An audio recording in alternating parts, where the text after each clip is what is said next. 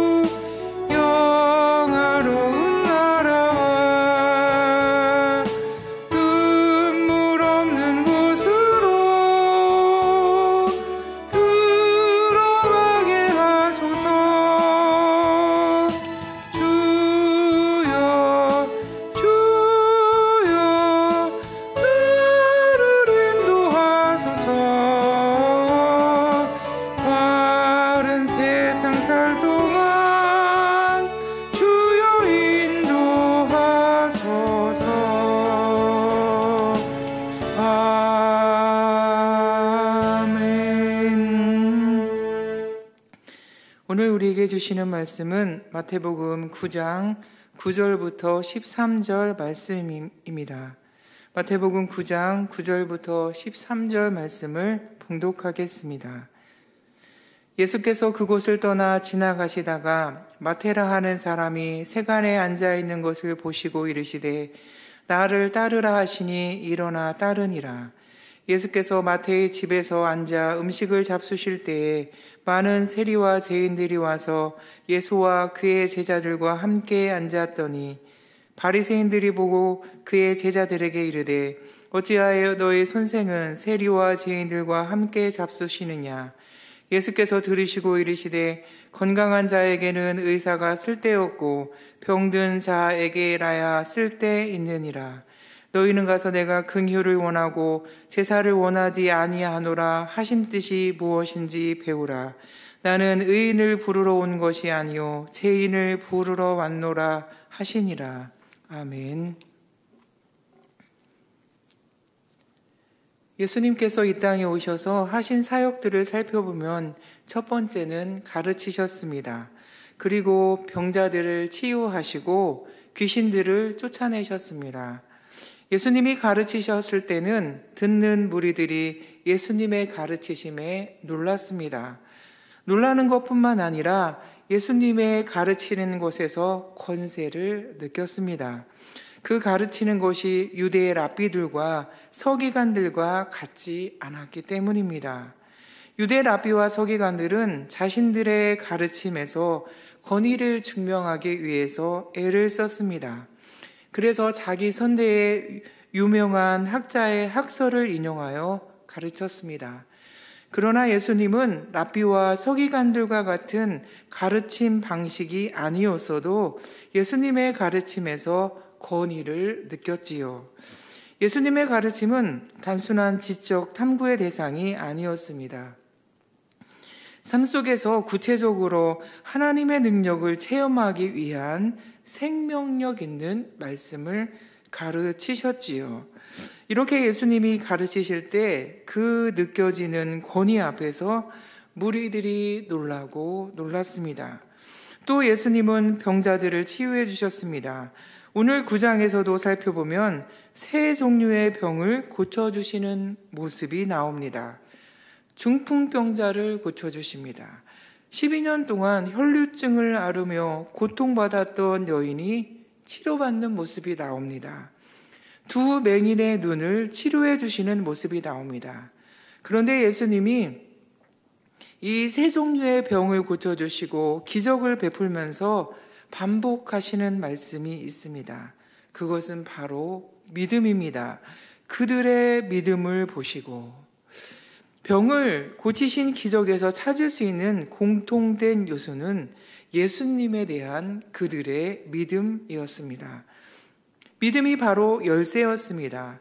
믿음이 있었기에 지붕을 뚫고 중풍병자를 예수님 앞에 내려놓은 것이고, 믿음이 있었기에 예수님의 겉옷을 만진 것이고, 믿음이 있었기에 떠나시는 예수님을 따라가면서 우리를 불쌍히 여겨달라고 소리를 지른 것입니다.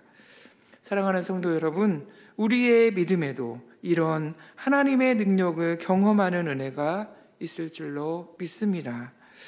오늘 본문은 예수님이 세리마태의 집에서 많은 세리들과 많은 죄인들과 함께 식사하시는 모습이 기록되어 있습니다. 이제 마태복음 9장부터는 당시의 사회 기득권층이었던 정치 지도자들, 종교 지도자들이 그들의 핍박이 서서히 대두되게 됩니다. 기득권자들의 세력이 힘이 슬슬 머리를 쳐들고 나타나고 있지요. 이들은 예수님이 중풍병자를 고치실 때에는 이 사람이 신성을 모독한다고 생각합니다. 예수님을 따라다니는 무리들은 똑같은 기적을 보며 예수님께 도움을 구하고 하나님의 능력을 체험하는데 말이지요. 세리와 죄인들과 식사를 하실 때는 어찌하여 너희 선생은 세리와 죄인들과 함께 잡수시냐, 이렇게 제자들에게 의아해하며 물어봅니다. 바리새인들은 세리와 죄인들을 마음껏 멸시하고 마음껏 업신여기며 천하게 대우하고 푸대접하며 하대하는 사람들인데 말이죠. 그렇게 하면서도 전혀 마음의 부담이나 양심의 가책을 하나도 느끼지 않았습니다. 바리새인들은 아무렇지도 않게 이렇게 하기 때문이죠. 그런데 예수님은 세리와 죄인들과 함께 식사를 하시는 것입니다. 그리고 자신과 자신을 인자라고 말씀하시면서 자신을 높고 높은 하나님의 아들이라고 말씀하시면서 천하고 천한 세리와 죄인들과 함께 한 집에 계십니다. 그들과 함께 계실 뿐더러 그들과 함께 식사도 하십니다. 우리 사회에도 왕따를 시키는 사회 문제가 있지 않습니까? 왕따를 당하면 이 왕따를 당하는 사람과 어울리는 것을 의도적으로 피합니다. 함께 같은 취급을 받을까 두려워서이지요. 나도 그런 피해를 입을까 두려워서 함께 하지 못합니다. 피하는 사람이 있는가 하면 반면에 찾아가서 만나는 사람도 있습니다. 나에게 이익이 된다면, 어떠한 도움이 된다면 막대한 비용이 들더라도 만나서 유익을 얻고자 합니다. 미국의 기업인이자 세계적인 투자 전문가로 역사상 가장 위대한 투자가라는 평을 받는 사람이 있습니다. 바로 투자 방식의 달인이라 불리는 워렌 버핏입니다. 이 워렌 버핏과의 점심 식사권이 경매를 통해서 판매됩니다. 점심 식사를 함께 하면서 투자 방식의 달인에게서 투자에 대한 주제로 또 다양한 주제로 대화할 수 있는 권리가 주어진다고 합니다. 시간은 2시간에서 3시간 동안 주어지고 낙찰자는 7명까지 함께 동행해서 갈 수 있다고 합니다. 2022년에는 이 점심 식사권이 얼마에 낙찰된 줄 아십니까? 246원에 낙찰되었다고 합니다. 나에게 필요하면 이렇게 막대한 비용도 주저하지 않는 것입니다. 사랑하는 성도 여러분, 우리는 필요할 때마다 하나님의 이름을 부르며 하나님의 도움을 받고 하나님의 능력을 힘입으며 살아갑니다. 투자 방식의 달인에게 3시간 동안 이야기를 들으며 246억 원을 지불했다면 우리는 우리의 전 인생에서 몇십 년 동안 하나님의 도움과 하나님의 인도하심을 얻는다면 우리는 하나님께 얼마를 지불해야 될까요? 우리의 경제적인 능력으로 가당치나 한 일이겠습니까?